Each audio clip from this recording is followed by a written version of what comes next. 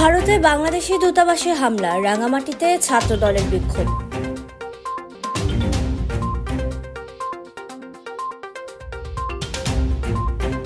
ভারতে অবস্থিত বাংলাদেশি দূতাবাসে হামলা ও ভারতীয় আগ্রাসনের প্রতিবাদে কেন্দ্রীয় বিএনপির সহ সাংগঠনিক সম্পাদক ব্যারিস্টার মীর হেলালের নির্দেশে রাঙামাটি জেলা ছাত্রদলের সভাপতি ও সাবেক কেন্দ্রীয় সহ সাংগঠনিক সম্পাদক ফারুক আহমেদ সাব্বিরের নেতৃত্বে বিক্ষোভ মিছিল ও সমাবেশ অনুষ্ঠিত হয়েছে।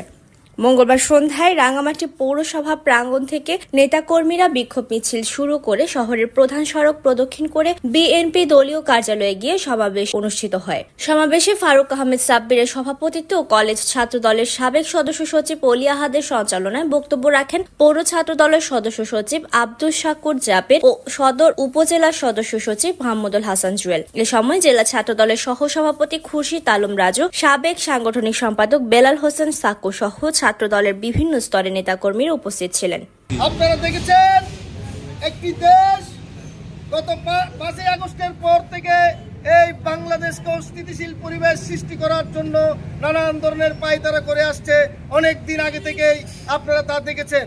বিশেষ করে আমরা বলতে চাই, এই পার্শ্ববর্তী রাষ্ট্রটি আজকে এই দেশের একটি যে খুনি সংগঠন রয়েছে, সেই সংগঠনের দায়িত্ব পালন করছে। আজকে তারা দায়িত্ব পালন করতে করতে এমন নির্লজ্জতার পরিচয় দিচ্ছে।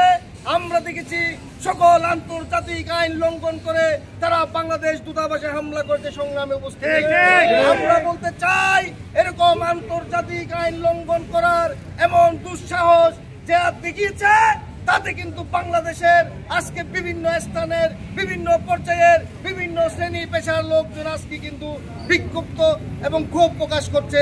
আমরাও সেই ধারাবাহিকতায় রাঙ্গামাটিবাসীর পক্ষ থেকে এর তীব্র নিন্দা এবং প্রতিবাদ জানাচ্ছি। সংগ্রামে উপস্থিতি আমরা বলতে চাই, আমরা দেখেছি এই অবৈধ ফ্যাসিস্ট হাসিনাকে বিতাড়িত করার পর থেকে তাদের যেই নিষিদ্ধ যে ছাত্র সংগঠন রয়েছে, সেই সংগঠনের নেতা কর্মীরা আজকে বিভিন্ন ছদ্মবেশে আজকে বিভিন্ন অপকর্ম করে আজকে দেশে একটি অস্থিতিশীল পরিবেশ সৃষ্টি করার পায়তারা করতে। সংগ্রামী আমরা বলতে চাই, এখনো আমরা রাঙ্গামাটি ছাত্রলীগ যুবলীগের অনেক নেতাদের তাদের সামাজিক যোগাযোগ মাধ্যমে তাদের কথা বলার ধরন কিন্তু পাল্টে গেছে। আমরা দেখছি, আমরা বলতে চাই, আমরা আমাদের নেতা দেশ নায়ক তারেক রহমান সকলকে শান্ত থাকার আহ্বান করেছে।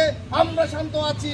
তাই আমরা বলবো, আপনারাও যদি শান্ত থাকতে চান, সামাজিক যোগাযোগ মাধ্যম সহ যে সকল অপকর্ম করার জন্য যে সকল ষড়যন্ত্র করছেন, সকল ধরনের ষড়যন্ত্র থেকে বিরত থাকার জন্য আমি উদাত্ত আহ্বান জানাচ্ছি। আমরা চাই না আপনারা যারাই আছেন, যারা এসব অপকর্ম করছেন এবং বিশেষ করে যে সামাজিক যোগাযোগ মাধ্যমে এখনো পর্যন্ত উল্টাপাল্টা লেখালেখি করছেন, তাদেরকে আমরা কিন্তু এই সমাবেশ থেকে সতর্ক করতে চাই। পরবর্তীতে আর কিন্তু বাংলাদেশ জাতীয়তাবাদী ছাত্র দল সহ বাংলাদেশ জাতীয়তাবাদী দলের সকল স্তরের নেতা কর্মীরা কিন্তু আর সতর্ক করবে না, তৎকালীন ব্যবস্থা গ্রহণ করবে। আমরা বলতে চাই, আজকে ভারতীয় যে আগ্রাসন, সেই আগ্রাসন থেকে বাংলার মানুষ 5 আগস্টে মুক্তি লাভ করেছে। তারা তাদের সেই আধিপত্যবাদ বিস্তার করার জন্য আজকে বিভিন্ন ধর্মকে, বিশেষ করে সনাতন ধর্ম অবলম্বীদেরকে ব্যবহার করে এই দেশের অস্থিতিশীল পরিবেশ সৃষ্টি করার পায়তারা করছে। আমরা ইতিমধ্যেই আপনারা সকলে দেখেছেন।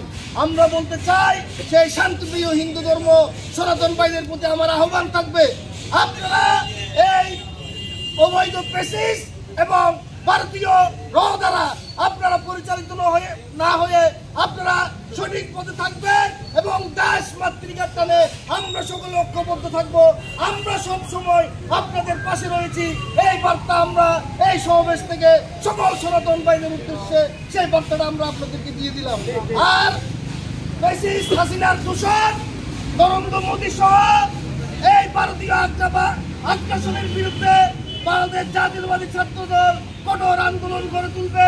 আমরা শুধু সেই ভারতীয়দেরকে বলতে চাই, আপনাদের কাছে যেমন আমাদের বাংলাদেশের দূতাবাস যেমন আপনাদের ভারতে রয়েছে, ঠিক আপনাদের দূতাবাসও কিন্তু বাংলাদেশে রয়েছে।